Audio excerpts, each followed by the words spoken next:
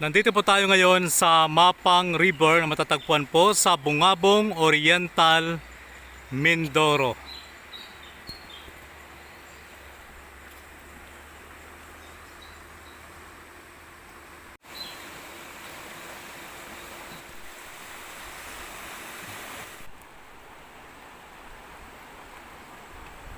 So tutuloy tayo dito sa Mapang River.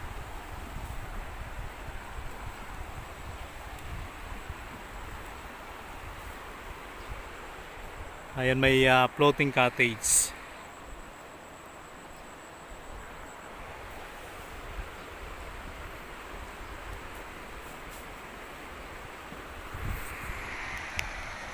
Lalim din ng tubig, oh. Ayan.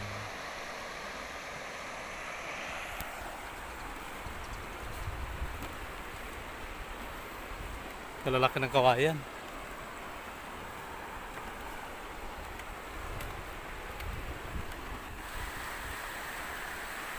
So, ayan si Ayon. Si Mama, pasilip-silip pa si Mama. Oh.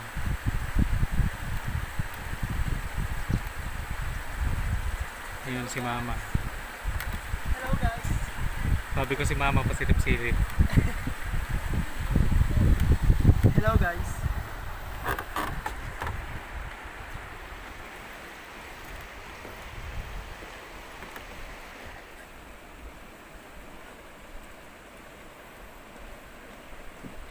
Buti na lang may tulay. Oh, sabi mo di ba yan maliligo ka? Bukas. Sige lang. Ano na? Bukas. Bukas? Di, walang bawian. Sabi mo maliligo ka. Mamaya, doon. Doon ako maliligo sa may kanal kanan. Ang kagandahan na po dito, ang sabi kanina ni Kagawad Amalia Maming, ay medyo pumangit na daw ngayon itong mga lugar na to. Pero sa atin Ganda pa rin to. ay maganda pa rin dahil sa amin kasi bibihira na may ganitong mga ilog. Tingnan natin ha.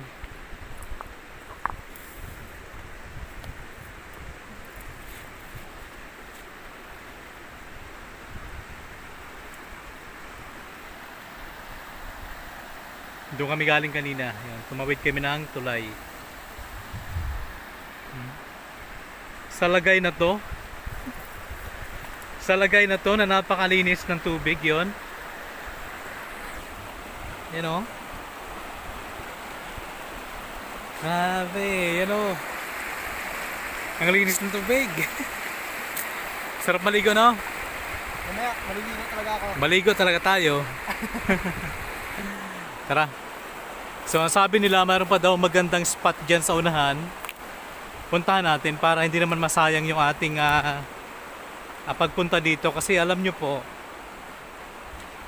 ito ay napakahirap hanapin. Kasi kung saan saan kami ni Ayon nagtanong, mas mahirap pa to doon sa Walang Langit Falls. So hindi po namin alam ni Ayon ang shortcut. Kaya ang nangyari ay sa highway kami dumaan, kaya medyo natagalan kami. But sabi nga ako, may tiyaga ay mayroong nilaga dahil narating din namin ang lugar na to. Ito lang yung kagandahan sa Mindoro by North TV team, no? Talagang lahat pupuntahan basta't gusto. Walang imposible, no? Ay, yan na ngayon. Saan? You know, yung sa picture, Ay, oo. si Kagawad talaga maganda pa rin talaga. Pangit na nga yan. Sabi niya, medyo pumangit daw ngayon. Ganun pa rin. Ang nakakatuwa lang, no, maraming nakakakilala kay Mindoro by North TV. So, ang kilala lang nila si Ayon. Hindi nila kilala si Direk MJ Rivera. Hindi. Masaya na tayo na tinatangkilik nila yung Mindoro by North TV. At ang ating mga artista. Shoutout din kay Mark na nasa Romblon. Si Mark, mula nung nagkaroon ng kasama siya sa kwarto na iba, lagi lang ang busy, no?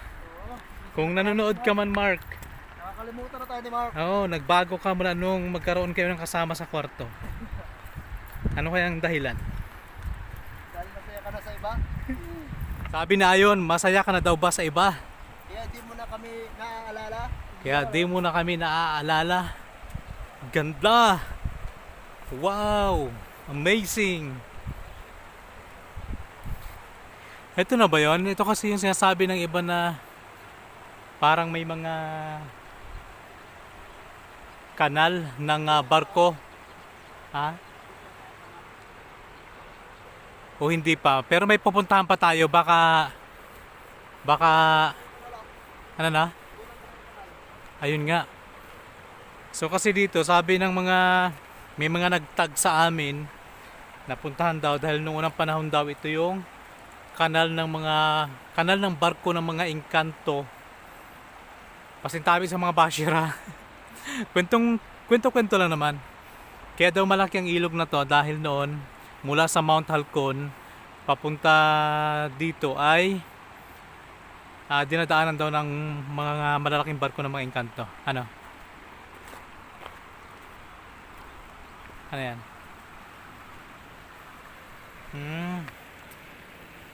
Mga kalansay ng unggoy. Ayun o. Unggoy tao. Yan may mga buto-buto. Siyempre marami din mga nalunod dito noon. Maalat ang buto. Oo, nagkalat yung mga buto. Ayun o. Baka tao to?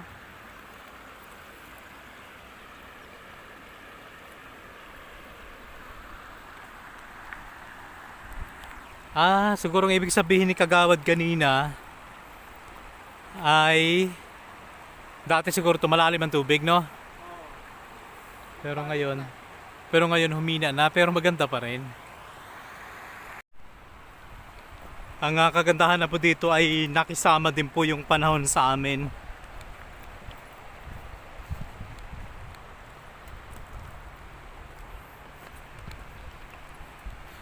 Ginagabayan talaga tayo ni Lord, no, sa bawat lakad natin.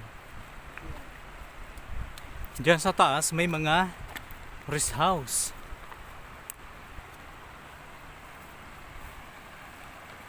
Wow!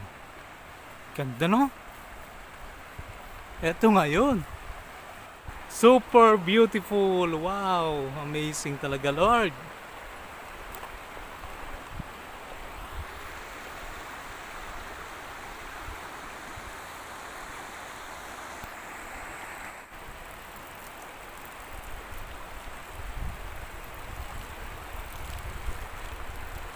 Hindi, parang may mga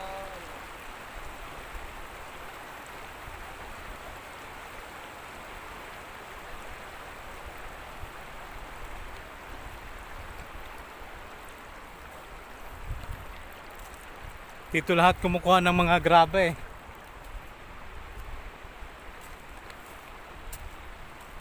Ang ganda. Astig.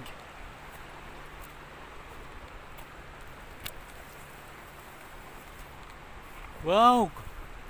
Kulay blue ang tubig. Ang galing. Daming isda, oh. ginaw, ano? Ginaw. Ito, Galing. walang buhaya dito. Malay mo, meron yan. Hindi ka natakot. Naging masaya ka ba? Yung para makatawid tayo.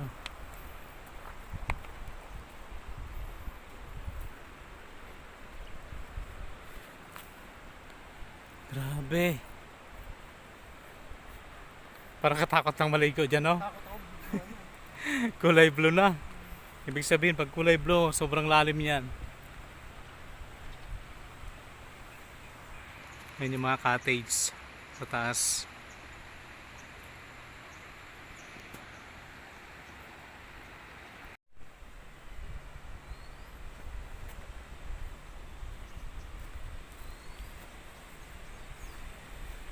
Blue na. Nakatangkalat ang tubig. Oo. Ito, hindi pa masyadong blue. Ay, green. Doon. Super green na. Dapat pag maligo ka dito, hanggang dito ka lang oh. Yan. Kasi pag doon banda, sobrang lalim na yan kasi kulay blue at saka yung current ng tubig, yung agos niya ay sobrang lakas. Oo. At saka natakot na yan dyan oh. No? Hindi mo alam kung anong meron dyan sa ilalim. Ganda no. Grabe. Oh? Sa dami ng mga pinuntahan natin.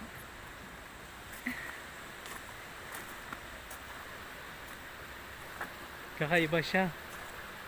Grabe yun, ang lalim yun. Lalim talaga yan. Galing andun oh. Mamaya punta natin yan. Kulay blue talaga ang tubig. Dami sigurong asin. Ah.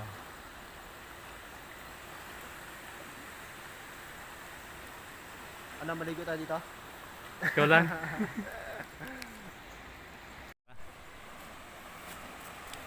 Kahit ginog. Ito talaga no, sobrang linis. Basta't pag ang buhangin ay ganito at saka yung mga bato ay ganito din, asahan mo napakalinis ng tubig. Parang dagat no? Lakas ng alon. Oh.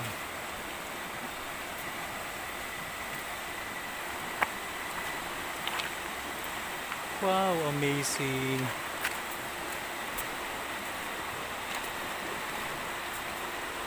Natakot lang dito pag biglang bumuhos yung ulan at saka bumaha.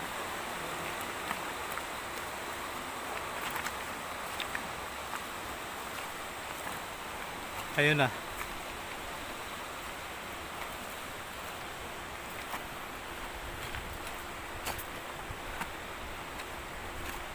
So, pag puntahan pa natin yan, mahaba. Hindi matapos. Wala pa tapos. Walang katapos ang ilog yan. So, babalik na kami. Pero at least napakita natin sa kanila. Oo.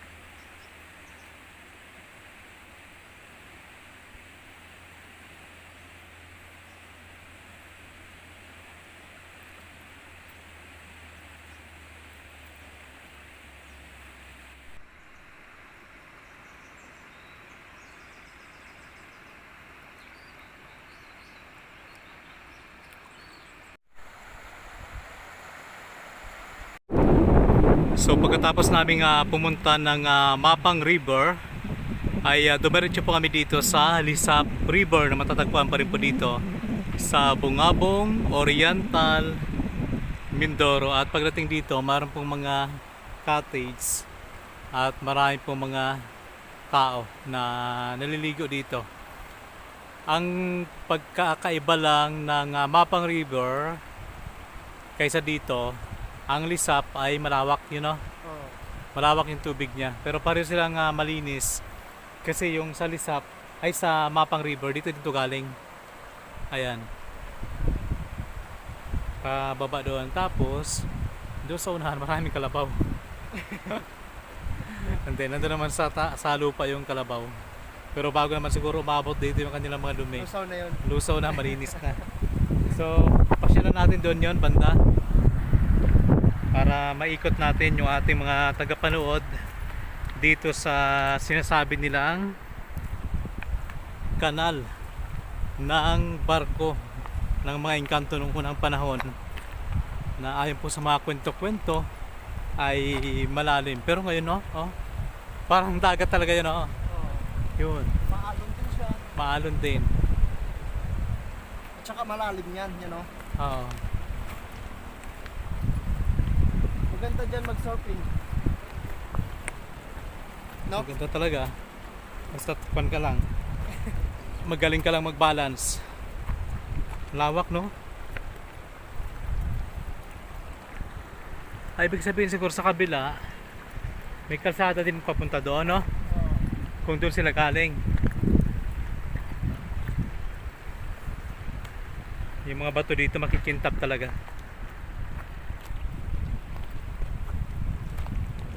Umalis kami ng bayan ng Bulalakaw ng oras, alas 4. Plus 4. So ngayon ay alas 10, alas 10 na ng umaga.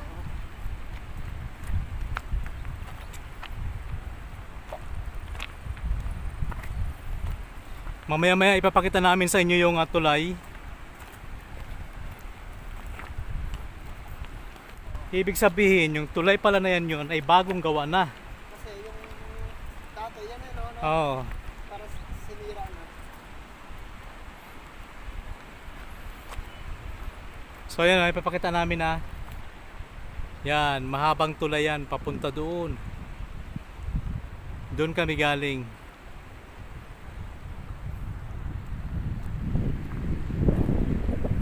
So ngayon, ang kikintab ng mga bato, no?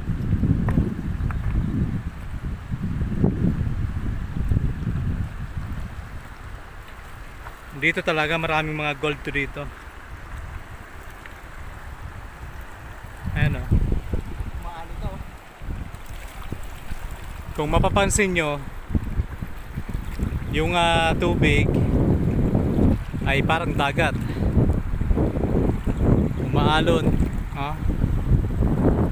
pero tubig tabang yan. Tapos doon banda napaka lalim, kulay blue, parang doon din sa Mapang River. So sabi nila, kaya sinabi itong kanal ng barko noong unang panahon dahil magkabila ang bundok. Ayan, papunta doon, hanggang papunta doon ay mayroon pong malaking ilog. So kapag bumubuhos po yung malalakas na ulan, ito po ay umaapaw din, mas lalong lumalalim ang tubig dito.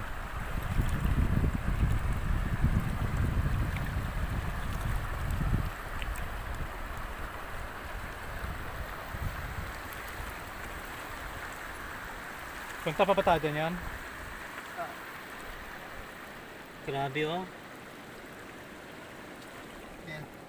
Oh, Gold. mga gold. Mabigat yan. Kaya nga, Mabigat ang bato. Malaki. oh, Masyado. gold talaga. Ah. Gold talaga, oh. Oo. Yan. Grabe, kung malapit lang to sa amin. Binuhat mo na, no? Oo, tapos tinunaw. Ano? Laki niya, no? Nakadikit sa bato. 1, 2, 3, 4. Yung malalaki. Dami.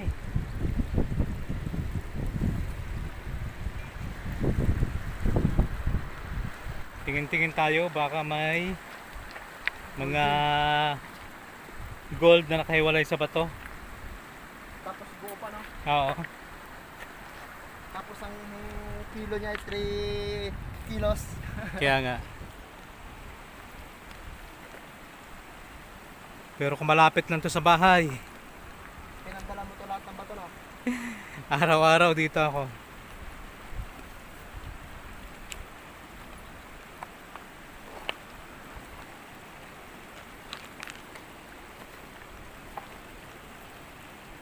May mga nakapatong pa sa bato.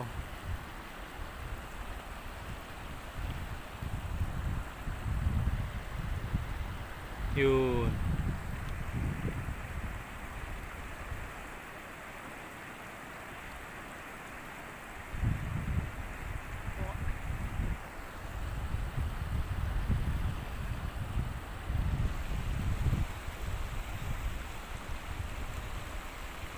Ano yan? Nandito. Ha? Yun o. Kaya nga. Kumikintab.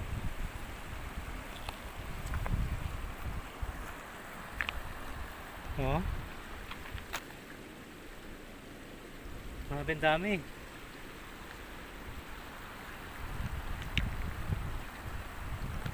Yan yung mga ginto na kailangan pang tunawin.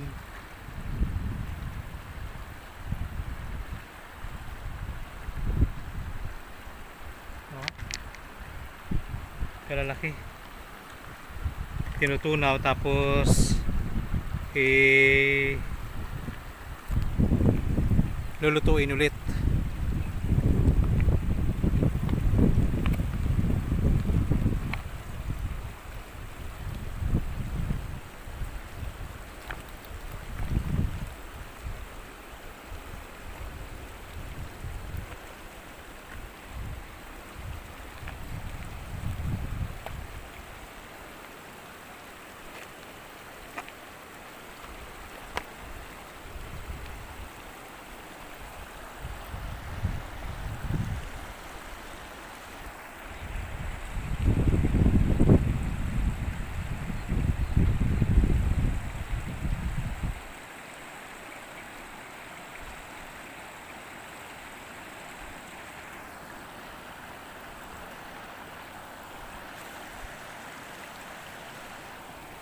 Maganda pa rin doon, no? Sa mapang. Ano pa yung agos ng tubig. Hmm. Hindi malakas masyado dito. Tapos, amihan siguro dito. Kami yan talaga.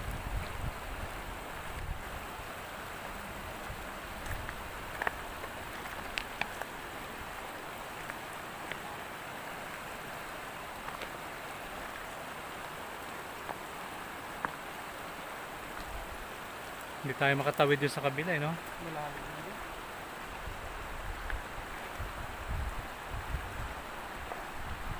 Dito, hindi mo rin pala paglalakad mo. Ah, Hindi na paglalakad. oo. Dala ka lang sa dyan. Kahit ilang beses ka ba dito magbanlaw, walang problema. Kasi libre tubig. Yan. Ibig sabihin, pag tagulan, binubuhat lang nila ito, no? Mga cottage.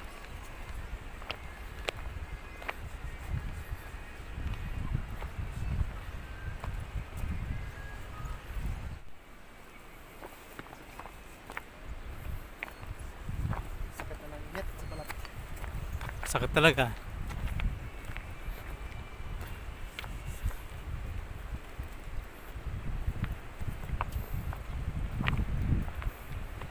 Magkano kaya ang cottage, no?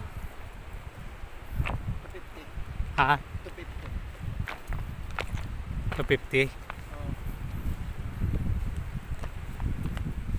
Then, bibili nyo lang yan. Ganda eh. Ito medyo sosyalin yung cottage na to. Yan. Pang mayaman. Parang sa barko.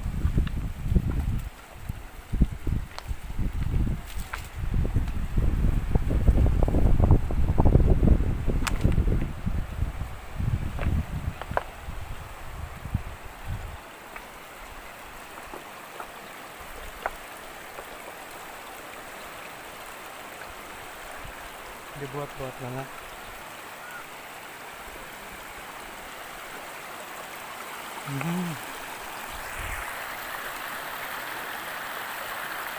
Ibig sabihin, dito pa rin maganda rin, no?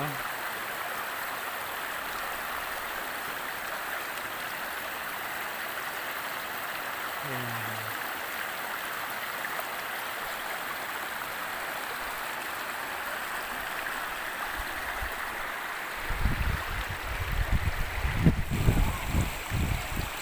So nandito kami ngayon sa Lisap River na matatagpuan sa bayan ng Bungabong, Oriental, Mindoro.